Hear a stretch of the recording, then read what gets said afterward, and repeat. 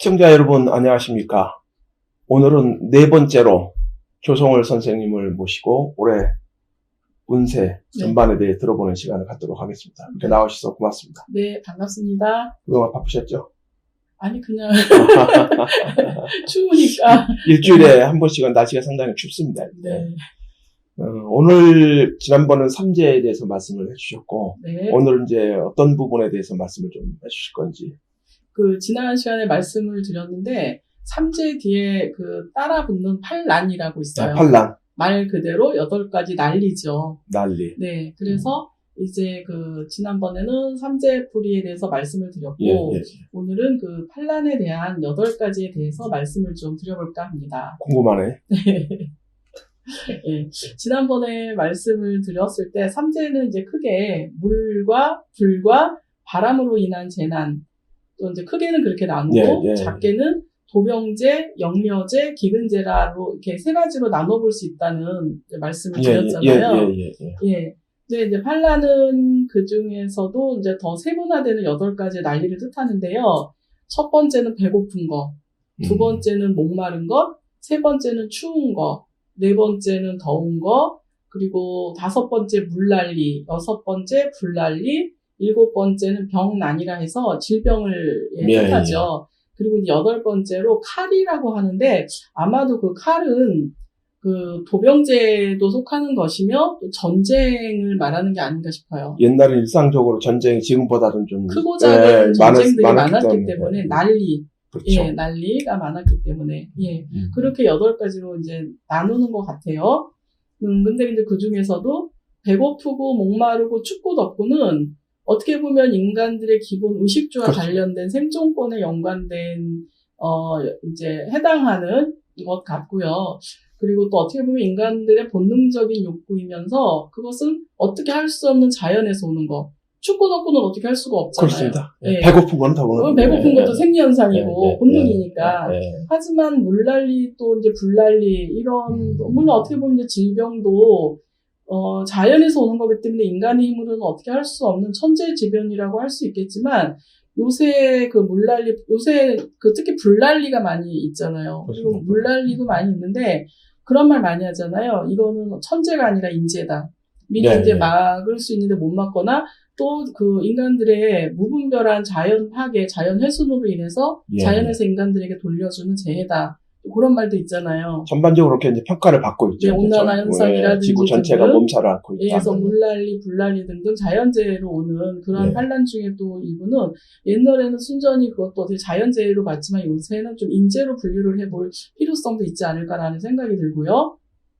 그 다음에 이제 7번째, 8번째가 되겠는데 전쟁을 뜻하는 그런 이제 칼로 인한 재난.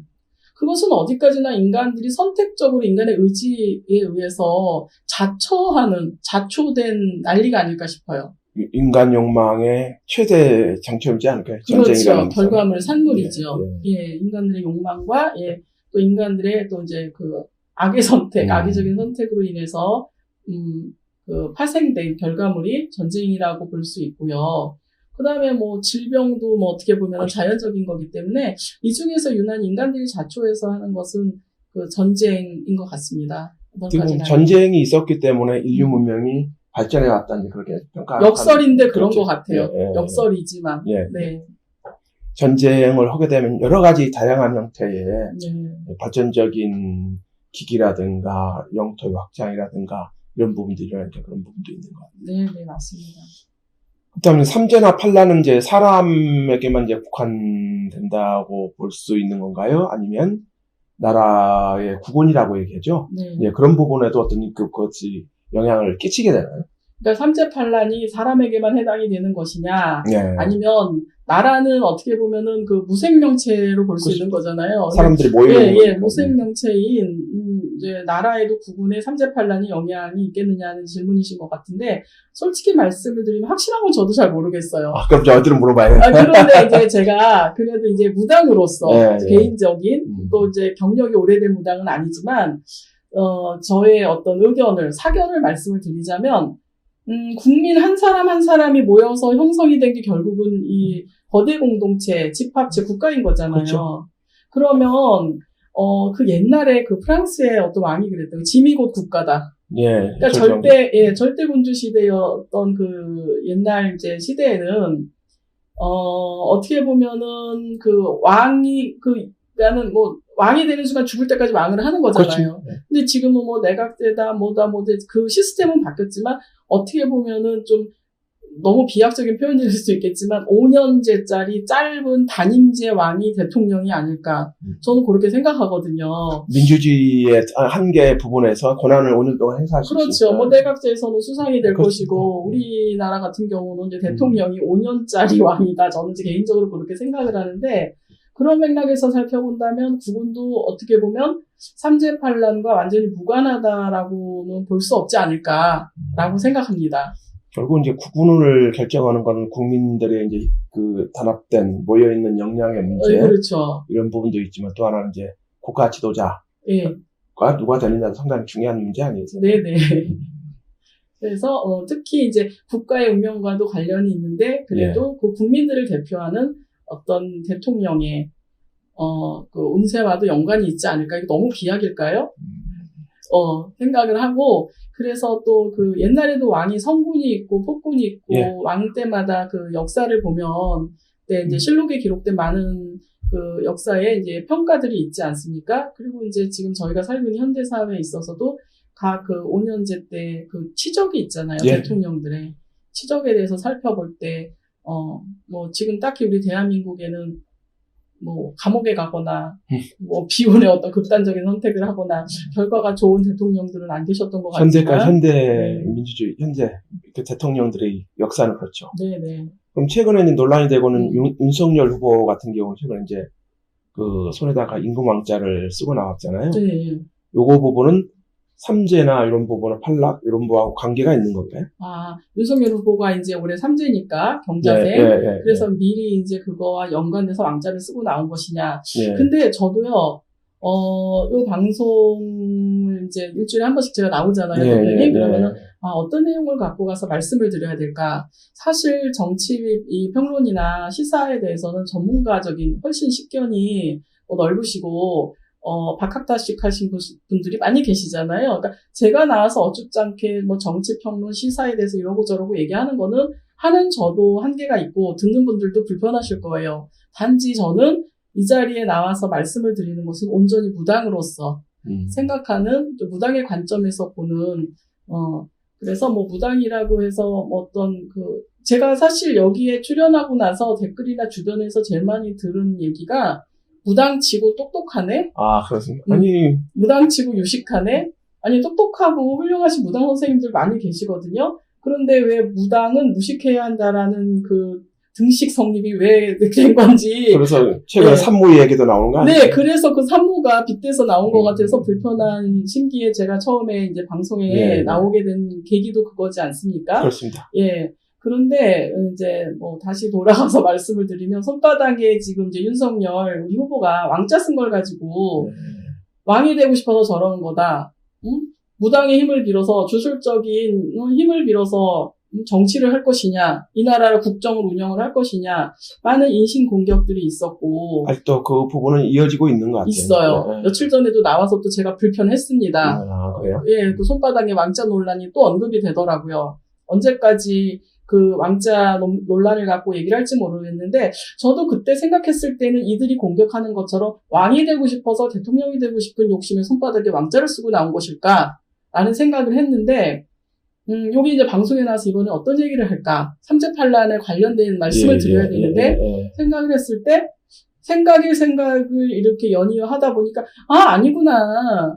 어떻게 보면 윤석열 후보가 손바닥에 쓰고 나온 왕자가 대통령이 되고 싶어하는 열망을 표시하는 왕자가 아니고 저거 어떻게 보면은 삼재팔란에 오르내릴 수 있는 제일 흔한 구설수 뭐 여러 가지 이제 소소한 운이 안 좋은 것을 액땜하고자 하는 동토 예방 부적으로 이걸 하고 온 것이 아닐까? 라는 생각이 들더라고요. 동토부적. 그렇죠. 그래서 사실은 저희 그 무당들이 동토를 예방을 할 때 이제 부적들이 여러 가지가 있어요. 그러니까 동토가 무슨 뜻인지는 혹시 아시나요? 자세히는 모르겠습니다. 아니 어른들이 그런 말 하잖아. 야, 너 그 동티 나서 그래. 그러니까 동토라고도 하고 동티가 났다라고도 하는데 쉬운 예로 그 이사할 때 손 없는 날이라고 해서 그래서 보통 그렇게 어르신들은 날을 잡아요. 그거 보고 이사 날짜를 잡죠. 어르신들 아니고 요새 젊은 사람들도 그러거든요. 예, 그날이 길일이라 해서 손 없는 날을 이사 날로 잡고 그래서 이삿짐 센터도 그 손 없는 날이 대목이에요. 네, 맞습니다. 예, 대목이고 그날은 이삿짐을 할 때 비용도 1.5배에서 2배 정도 더 비싼 걸로 전 알고 있거든요. 그러면 비단 그게 무당들만 손 없는 날을 골라서 이사를 하느냐? 그게 아니라 뭐 교회 다니는 사람들도 그거는 그냥 민간의 어떻게 하나의 문화처럼 이렇게 그러니까 어떻게 정착이 된 우리들의 토착 문화라고 해야 될까? 그렇게 돼 있단 말이에요. 그러면 그조차도 뭐냐? 손 없는 날 이사를 간다? 이사를 들어갔을 때 동토를 막기 위해서 그 날을 선택을 해서 가는 거 아니냐? 길일로 잡아서 그런 생각이 들더라고요. 저희가 입춘날 저기다 이제 붙이고 입춘 대길도 그런 의미가 하나가 아닐까 싶고요. 그리고 또 뭐가 있냐 하면 옛날에 나무 함부로 매면은 목부정 탄다, 목신이 노한다, 또 뭐 흙부정이 있다. 그러니까는 우리가 생활하고 있는 모든 자연 만물에는 그 정령이 있다라고 신이 있다라고 믿는 어떻게 그런 우리들의 이제 애니미즘이라고 해야 되나 토테미즘이라고 해야 되나 생명 사상일 수 있겠죠. 그렇죠. 생명이 있다고 보는 거니까. 그러니까 중시해야 된다는 거예요. 그 나무 하나, 식물 하나에도 생명이 있다라고 믿었었던 우리 선조님들은 그런 나무 하나 베거나 흙을 하나 뭐 이렇게 만지는 거, 물건을 들이고 나가는 거, 그렇습니다. 또 사람이 들고 나는 거에도 문제가 있다. 그래서 그런 것을 좋은 날씨를 받아서 또 지혜롭게 또 탈이 안 나게 해야 되지 않느냐라는 그러한 어들의 민간 신앙이 이 동토 예방이라는 것으로 하나가 이렇게 고착이 된 것 같거든요. 그랬는데, 저는 처음에 무당이 됐을 때 그 부적이 잘 뭔지도 모르고, 안다 하더라도 부적을 제가 직접 내려받는다고 해요. 저희는 그림도 안 하고, 신에서 내려받는다 해서 부적을 다루는데 아는 부적도 없고, 그랬을 때 제가 아는 선생님이 가르쳐 주신 게 손쉽게, 종합부적으로, 그 왕자를 써서 붙이라는 거예요. 그래서 이제 물건이 새로 들어왔을 때도 물건 잘못 들어오면 뭐 귀신 따라붙어 올 수도 있고 부정탄 물건이 들어올 수도 있고 또 손 없는 날 물건을 드리는 것도 여기서는 상당히 터부시하거든요. 그래서 노란색 저희가 쓰는 부적 종이에다가 빨간색 경면 주사로 임금 왕자를 써서 보이지 않는 뭐 책상 밑에 장롱 또 화장실 같은 데 붙여놓으라고 알려주셔서 쉽잖아요. 임금 왕자 쓰는 거. 그래서 저는 그때 그 임시 방편으로 예방 차원에서 했었던 기억이 나더라고요. 그렇다면 그게 이제 손쉽게 누구나 이제 간단하게 이제 보통 인간이 부적이 이제 나름대로 이제 전문가가 써야 아니어도, 되고 뭐 이런 부분이 있는 거죠, 글자를. 전문가가 아니어도 무당이 아니어도 일반인들도 쉽게 저희가 왜 그 집에서 꼭 병원에 가지 않아도 집에서 손쉽게 할 수 있는 민간요법 있잖아요. 그런 식의 부적으로 왕자를 쓴다는 말씀을 그 선생님이 해주셨거든요. 그렇다면 윤석열 후보를 너무나 사랑하는 어떤 노인이 무당이 아닐 수도 있고 점술가가 아닐 수도 있어요. 어르신이라 하니까 이런 민간 요법에 좀 많이 익숙하신 그 어른이 윤석열 후보를 너무나 아끼는 마음에 이렇게 지금 얼마나 입설, 구설 뭐 많습니까? 관제수에. 그래서 그런 것 좀 조심하라는 액막이의 의미에서 손바닥에 왕자를 써주셨던 것이 아닐까. 저는 그런 생각을 해봤습니다. 그러면 윤석열 후보가 당시 해왔던 것도 동토 예방부적에 그렇죠. 가까운 지임 옆에 계신 분이 멀리 있는 분이 쓰시기는 어려우실 거고. 그래서 이제 그걸 임시방편으로 손바닥에 왕자. 우리 그 옛날에 뭐 모기 물리거나 그러면 이렇게 십자가 그 모기 물린 자국에 이렇게 하잖아요. 그럼 빨리 낫는다고. 어렸을 때 그랬거든요. 그런 적 없으세요? 네. 그래서 그런 일환으로 해주셨던 거 아닐까. 참 내가 이거 생각을 하고서도 와 발상이 내가 참 스스로가 이게 신박하네.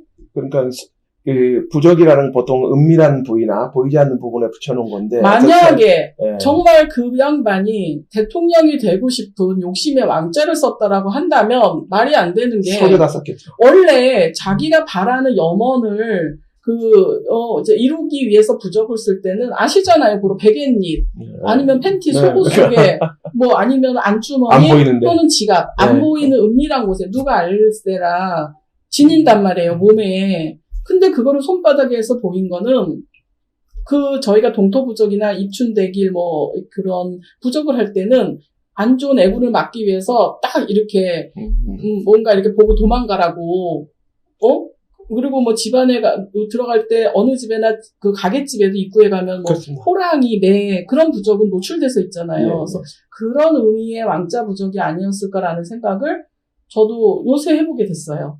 그걸 이제 여러 가지를 이제 살펴보고 그런 과정에서 네네. 결국은 지난번 그 논란이 됐던 부분은 그거는 좀 과도한 거였다. 예, 너무 비약된 것이 아니었을까. 그렇다면 이제 역대 대통령, 우리나라 대통령이요. 네. 그다음에 이제 그게 이제 정부일 수도 있고, 그렇죠. 관련해서 이제 삼재라고 얘기할 수 있는 그런 사례들이 좀 어떤 부분이 있을까요? 뭐 많은 분들이 계시지만은 예를 들면은 김영삼 대통령 때 예. 삼풍백화점 유명했죠. 그 백화점이 무너질 줄 최근에 저기서 그 대형 그 아파트가 좀 외벽이 부서져가지고 그런 사태가 지금 얼마 전에도 광주 화정동에서 제가 딱 보면서 저 귀신 있나 보다. 저 터에 나 저 건물 올릴 때 좀 제사 고사라도 좀 하고 하지 그런 생각을 해서 지신한테 그랬더니 저희 딸이 엄마 직업은 못 속여 뭐 그런 얘기 하는데 이제 사실 우스갯소리로 하는 얘기는 아니고 모 눈에는 뭐만 보인다고 무당 입장에서 보통 그런 거 대형 공사 할 때는 믿든 안 믿든 뭐 이렇게 간단하게 제의를 하고 하잖아요. 통상적으로. 그래서 저희는 보통 애지간한 거는 귀신의 소행으로 좀 많이 치부를 하는 경향이 있기 때문에 직업의 특성상 그래서 이제 그 삼풍백화점 붕괴됐을 때도 어처구니가 없었는데 같은 해에 얼마 안 있어서 또 성수대교가 정말 그 당시에 충격적이었죠. 예. 저희 시댁이 그 성수대교 건너서 있거든요. 예. 전화하신다고 난리 났겠네. 남편이 연락이 안 되는 거예요. 그때 5분인가 10분 상관으로 거기를 건넜다 그러더라고요. 큰일 날 뻔했네. 예. 그래서 좀 그런 일이 있었고, 그래서 이것은 아마도 삼재 중에서는 불에 해당하는 어떤 화재? 그리고 환란에 해당하는 물의 화재로 볼 수는 없고, 왜냐면 그러니까 전기로 인한 거, 내지는 인재가 겹치잖아요. 예. 그래서 삼재 중에서 풍재하고 물재, 그다음에 수재 중에서는 불에 해당하면서 또 환란에 해당하는 좀 애매하긴 한데 그렇게 볼 수 있고요. 그리고 또 어떻게 하다 보니까 다 여기가 이제 같은 국힘 쪽 옛날 대통령 쪽인데 이명박 대통령 때는 천안함 폭침 많은 병사들이 안타까운 일이 있었고 그리고 또 연평도 포격 사건이 있었고 그리고 이명박 대통령이 재임하는 5년 동안 내내 시끄러웠던 4대강 사업. 최대의 치적이라고 하면서 논란의 중심에 섰던 그것이 사업. 이제 치적이 될지, 본인의 말이 많았잖아요. 그런 비리로 연관된 또 그런 어떤 악업이 될지는 모르겠지만, 이명박 대통령 때는 물과 관련된 사건, 사고의 그런 이슈들이 많았던 것 같아요. 그렇죠. 유난히 많았죠. 네. 그래서 이제 그때 이명박 대통령은 삼재 중에서는 수재라고 할 수 있겠죠. 그럴 것 같습니다. 네, 맞습니다. 좀 대충 아시겠죠? 네. 제가 설명을 해주시니까 제가 그렇게 생각이 드는 거죠. 그렇다면 지금 이제 임기가 얼마 남지 않은 문재인 대통령 정부, 또 여러 가지 어려움들이 많이 있었지 않습니까? 이제 삼재 재난은 어땠을까요? 사실 아까 김영삼 대통령 하면 떠오르는 게 이제 삼풍백화점이라든지 다리라든지 건축물의 붕괴였고 이명박 대통령 때는 물로 인해서 이런저런 재난이 많았다라고 말씀을 드릴 수 있겠는데 지금 우리 문재인 대통령 이제 임기 얼마 남지 않은 상황에서 봤을 때 지금 만으로는 2년이고 het수로는 3년째 질병으로 인해서 코로나19라는 질병, 물론 대한민국에서만 일어난 질병은 아니고 전 세계적으로 이게 발생한 질병에 해당이 되겠지만 그래도 공교롭게도 우리 문재인 대통령이 지금 계시는 동안에 이런 코로나19라는 기가 막힌 질병이 지금 발병이 된 거 아닙니까? 모두가 어려움을 겪고 있죠 지금. 네네.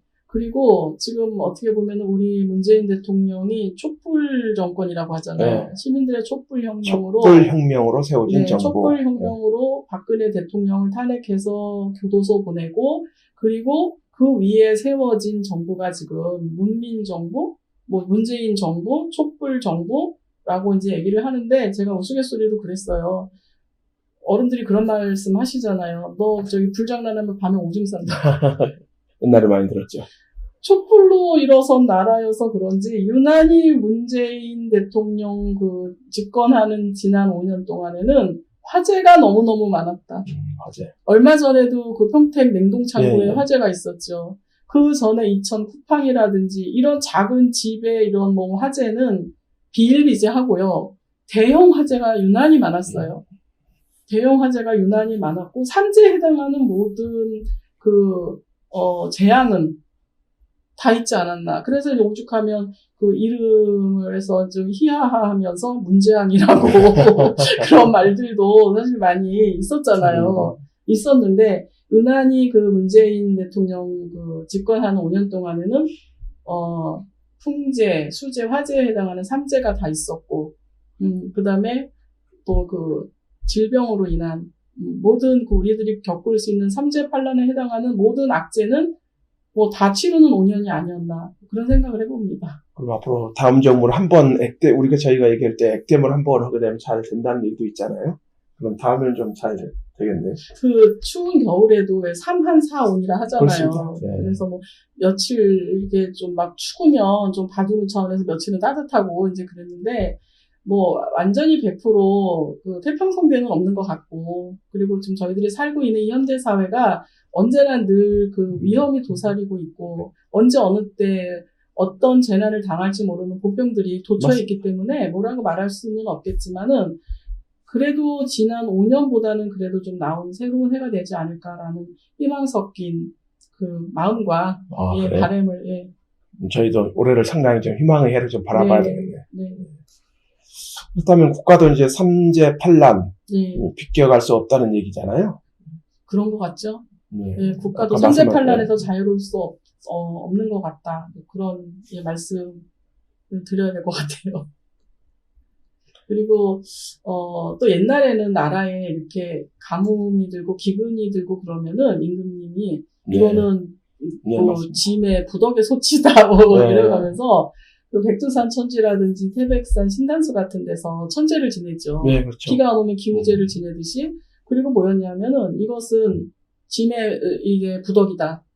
뭐 그런 쫓겨나기도 했죠. 옛날에. 네, 그로 인해서 이제 죄를 물어서 폐위를 당하기도 하는 그런 일도 있었기 때문에 그렇다고 뭐 지금 우리 대통령이 뭐 천지나 그런 데 가서 뭐를 죄를 지냈으면 풍토는 아니고 더군다나 이 무당이 완전히 뭐 미신과 무슨 아주 무식의 아이콘이 돼서 지탄을 받는 이 현대사회의 이런 뭐 풍습이나 이런 문화 속에서는 생각할 수조차 없는 일이고 그런데 무당들이 개인적인 사비를 들여서도 국태민안과 나라 시와 연풍을 위해서 굿도하시고 기도하시는 훌륭하신 선생님들 많이 계세요. 물론 다른 기독교나 불교에 이제 계신 분들도 나라의 어떤 그 안녕과 또 국가의 이런 국태민안을 위해서 기도하시고 그런 분들도 이제 많이 계시는 걸로 제가 알고 있는데요. 어쨌든 어느 종교가 되었든지 간에 많은 분들의 기도가 마음은 하나잖아요. 대한민국이 잘 되기를 바라는 마음인데 그런 종교 지도자분들 또 종교인들의 많은 기도가 각자가 믿는 신들께 다 닿아서 하루속히 코로나19라는 이 질병이 사라지고 경제적인 어려움도 하루속히 극복이 되었으면 좋겠습니다. 이 방송을 보시는 분들이 오늘 이번 방송을 보면 좀 희망을 갖는 그 시간이 됐지 않았을까 그런 생각이 들고요. 마지막으로 좀 추가로 하실 말씀 있으시면 말씀 좀 해주시죠. 네, 아까도 말씀을 드렸듯이 그 코로나 질병이 대한민국에서만 일어난 질병은 아닙니다. 그렇습니다. 민심은 천심이라고 했습니다. 네, 하지만 뭐 설상가상이라고 해야 될까요? 아니면 뭐 오비일학이라고 해야 될까요? 부동산의 어떤 그런 경제 불황이라든지 또 어떤 여러 가지 민생의 여러 가지 어려움이 지금 그 극도에 도달한 그 시점에서 코로나 질병이라는 악재까지 겹치면서 지금 우리 대한민국의 민생 경제는 너무나도 더 어려워졌습니다. 상당히 어렵죠. 자영업자들 네. 특히가. 그런 상황에서 저희는 또 이게 대선이라는, 그리고 3달 있다가 또 지방선거라는 큰 선거를 2차례를 치러야 되는 상황까지 같이 이제 맞물려서 맞이하게 됐는데, 지금으로부터 20년 전에 또 대선이 있었습니다. 네. 그 당시 이회창 후보가 거의 당선 유력 후보로 저는 기억을 하고 있습니다. 그런데 막판에 아들의 비리, 병역 비리 문제가 터져나오면서 발목을 잡았죠. 예, 그렇게 되는 바람에 거의 당선이나 다름이 없었던 그 대선은 그 이해창 후보의 어쨌든 그 패배가 되는 그러한 일이 있었잖아요. 그렇습니다. 지금 뭐 근데 그때 이제 그 김대엽 씨인가요? 예, 김대엽. 사실을 병역 비리. 하지만 선거가 끝나고 난 뒤에 그것이 무혐의의 처분이 나온 걸로 알고 있어요. 병역 비리 불법 특혜 아니었었다라는. 하지만 이미 선거는 끝났고 버스 지난 뒤라서 어쩔 수 없이 그러니까는 그것도 어떻게 보면은 운이었겠죠.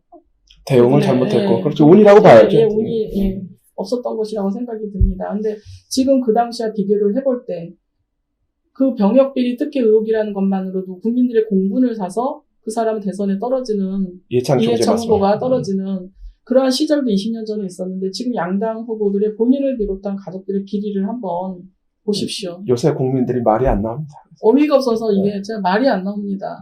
뭐 텔레비전 틀고 뉴스를 시청을 하고 싶지가 않고 신문을 보고 싶지가 않을 만큼 어이가 없고 화도 안 나고 이제 어떻게 반응을 해야 좋을지조차 모르는 둔감증이 지금 생겨버릴 지경입니다. 그런데요, 지금 대통령이 돼서 우리나라 5천만인가요?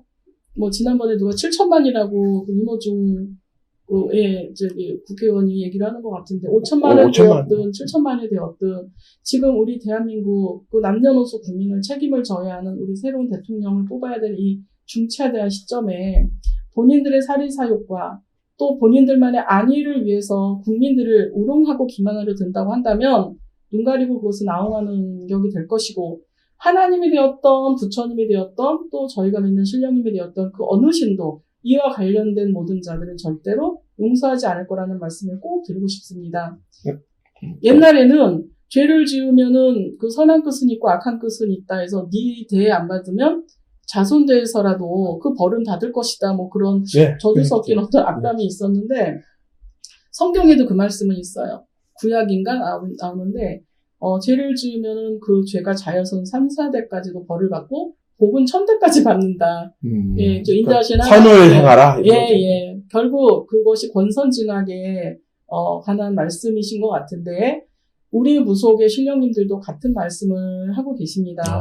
저희는 그것을 벌전이라고 하는데요. 예, 네. 벌전. 네. 그러니까 지금 뭐 많은 무당들이 사실은 뭐 좋은 선생님들도 많이 계시지만 사실은 이것을 돈벌이로 배워서 업으로 하는 무당들도 상당히 많이 있습니다. 그런 것도 또 먹고 사는 문제도 중요해요. 먹고 사는 문제. 근데 그것은 어떻게 보면 신을 능멸하고 우롱하는 것인데 물론 그것은 저희 무당들만 그런 것이 아니라 다른 뭐 종교인들도 종교. 그래서 저는 그런 말씀을 드려요.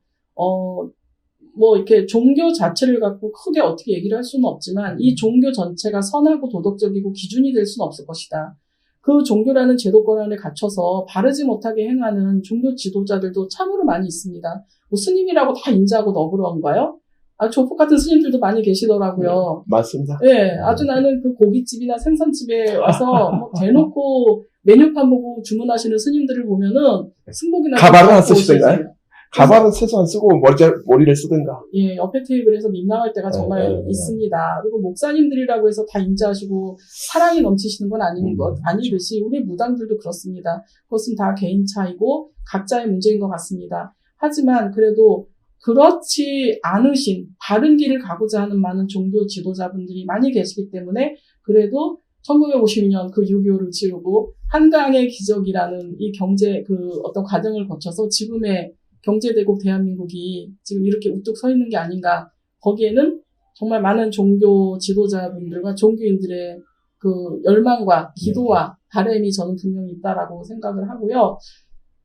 하여튼간 어느 분이 대통령이 되시든지 간에 정말 이러한 사실을 유념하셔서 바른 정치 해주셔서 우리 국민들 정말 이 어려운 고비 잘 넘기고 그리고 우리 대한민국의 위상을 계속해서 지켜나가는 그런 코리아가 예, 뭐 세계 속의 K라고 K 강국이라고 하는데 정말 그러한 대한민국이 만들어질 수 있도록 정신줄 똑바로 잡으셔서 적당히들 좀 하시고 좀 똑바로 정치 좀 해주십시오. 똑바로 좀 하세요. 네, 대통령뿐 아니라 그 옆에 보좌한다고 있는 분들 원래 때리는 시어머니보다 말리는 시누이가 더 밉다고 합니다. 맞습니다. 제발 옆에 있는 참모, 보좌라고 있는 사람들 밥그릇 싸움 적당히 하시고 제발 정신 차리고 똑바로 좀 해주십시오.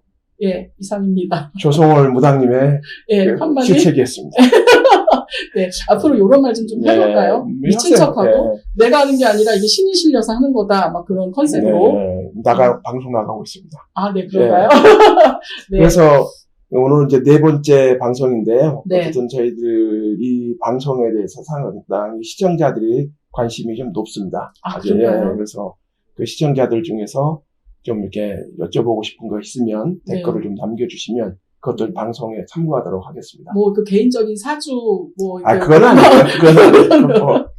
어떤 궁금하신 게 있을 거 아니에요? 시청자들도 어쨌든 이제 댓글이라는 게 서로 이제 쌍방향성이 있으니까 그게 서로 좀 시청자들하고 소통하면서 가는 그런 방송이 됐으면 좋겠다. 그런 생각이 괜찮지 않습니까? 네, 좋고요. 그리고 끝으로 제가 좀 저의 개인적인 말씀을 첨언을 드리겠습니다. 하나를 말씀을 드리면 이 방송을 보시는 저희 이제 무교에 관련된 선생님들 중에서는 자기 학연 지연에 따라서 그 민주당 특히 이재명 후보를 지지하는 분들도 많이 계시잖아요.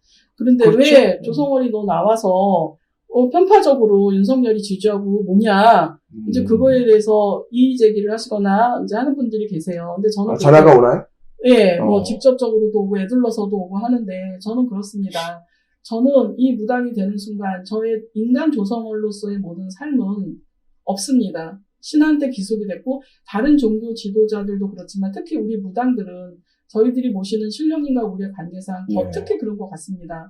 그러면 우리의 정체성은 신을 모시는 사람으로서 인간의 생각보다는 어떤 신의 생각과 신의 입장에 서서 판단하고 생각을 해야 된다고 합니다. 그리고 우리는 그들의 메시지를 전달하는 메신저 전달자일 뿐인데 그러한 우리 신령님들을 능욕하고 욕보이는 그 상황에서 그분을 대척을 하고 대적을 하는 저의 입장은 잘못된 것이 아니라고 생각합니다. 저는 윤석열 후보를 지지하는 사람도 아니고요. 이재명 후보를 지지하는 사람도 아닙니다. 모든 것들은 수사 중에 있는 상황이고 심증일 뿐이기 때문에 여기에서 옳다 그르다 우리가 어떤 것을 판단 내리고 판결 지을 수는 없는 겁니다. 하지만 분명히 매스컴에서 이재명 후보는 우리 무당들을 싸잡아서 욕을 보였습니다.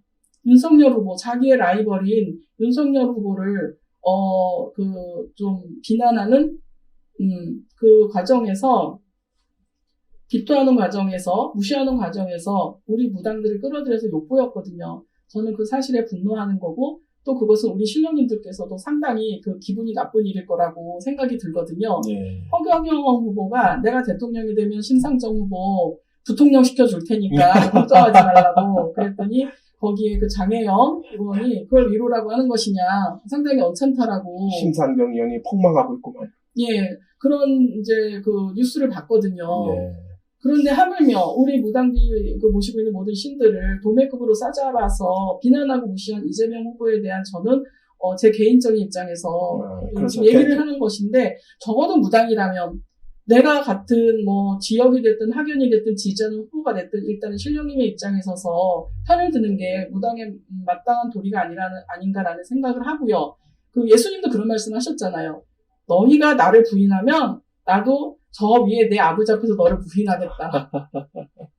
그래서 저는 그런 입장에서 윤석열 후보 입장에서 저도 얘기를 할 수밖에 없는 거고 그래서 이재명 후보는 저와 저희 무당과 저희 무교를 좀 이렇게 폄하한 분이기 때문에 저도 어쩔 수 없이 인지상정이잖아요. 그래서 그런 것에 다른 뜻은 없다는 것을 혹시라도 이 방송을 보시는 이재명 후보를 지지하는 무당 선생님들께서는 이해해 주시기 바랍니다. 반론의 입장이었습니다. 어쨌든 오늘 이제 4번째 방송이고. 벌써 4번째. 그렇습니다. 벌써. 빨리 돌아가네. 일주일에 한 번씩인데. 근데 재밌어요. 조금씩 가면서 이제 시청자들의 이제 반응도 좀 반영하고 그러면 좀 달라지지 않을까. 조회수가 많으면 더 좋을 텐데. 시청자 여러분들이 많이 봐주시면 오늘은 장시간 이렇게 좀 좋은 말씀 네. 해주셔서 감사드리고요. 다음 방송에 다시 한번 뵙도록 하겠습니다. 네. 고맙습니다. 감사합니다.